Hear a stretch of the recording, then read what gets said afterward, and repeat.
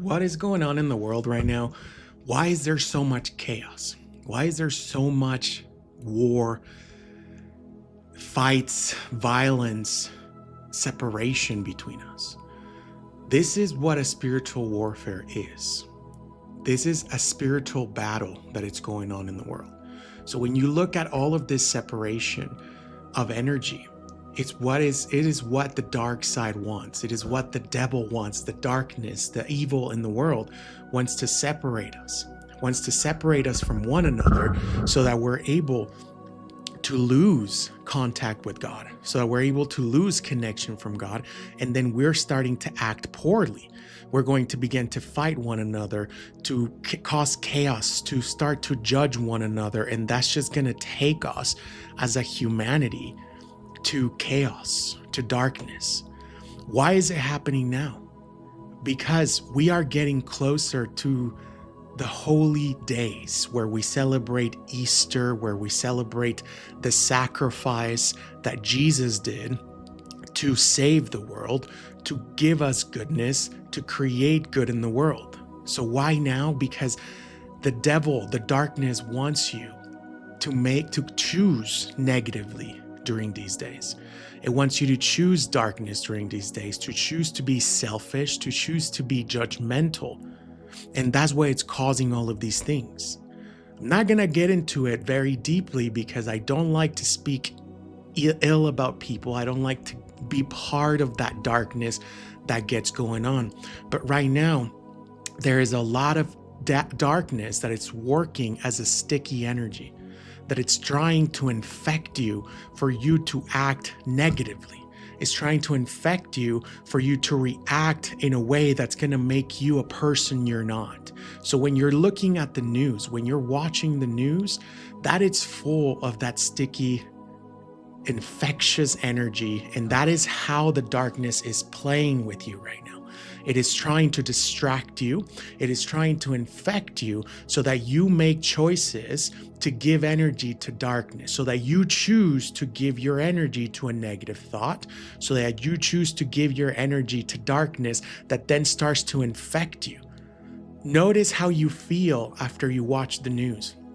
If you have an opinion about something, you can have opinions, but you never should cross a line over darkness, over wanting to hurt someone, over wanting to create violence.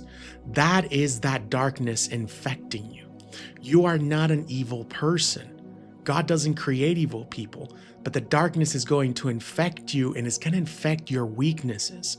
So if there's already judgment in you, if there's already any type of negativity that trauma has created in you, that is how the darkness is going to trigger it. It's going to react it.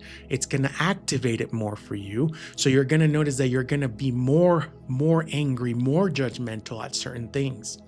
This is about standing in your truth and standing with God. This isn't about who's right and who is wrong. But to be honest with you, right now, in the United States, God has given us an answer of how much evil there is in the world. Okay, there are some files out there that this is a gift that God gave us for us to have an awareness of what goes on in the world. So God did his job. He answered us. He told us, hey, this is what goes on around you. This is what these people do. These people that work for evil.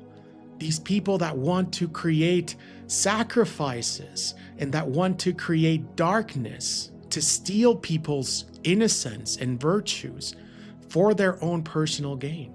So God's answering us and telling us, hey, this is the proof. Everybody that's mentioned in those files is connected to that.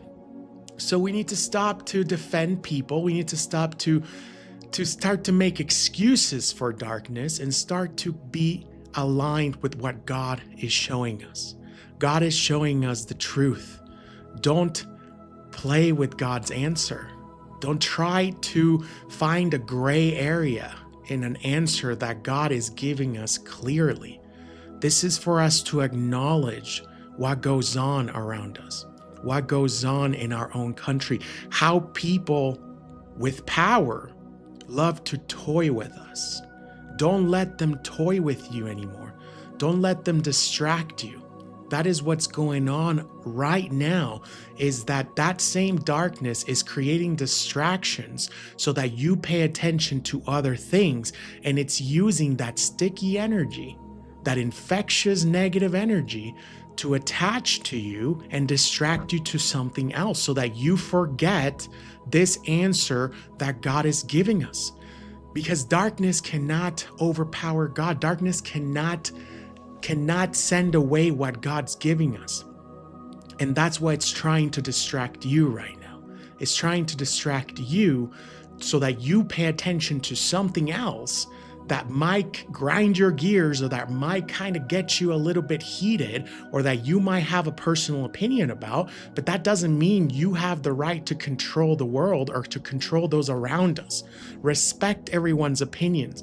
Love one another. That is what Jesus told us. Love your neighbor. He never said, colonize your neighbor. Make your neighbor do what you think it's best. He did not say that. God lets us all be unique and be beautiful as long as we don't hurt one another. So if no one is hurting you, let them live their lives and concentrate on those that are trying to ruin your life and ruin the world. This world is beautiful and abundant, and these people have had control for many years, for many, many ages. And they don't work for God. They work for the opposite of God. That's why they have to take from people. That's why they have to sacrifice. That's why they have to do whatever ritual of darkness they have to do to gain what they gain. God would never give that much wealth to that small percentage of the world. So God is not doing that.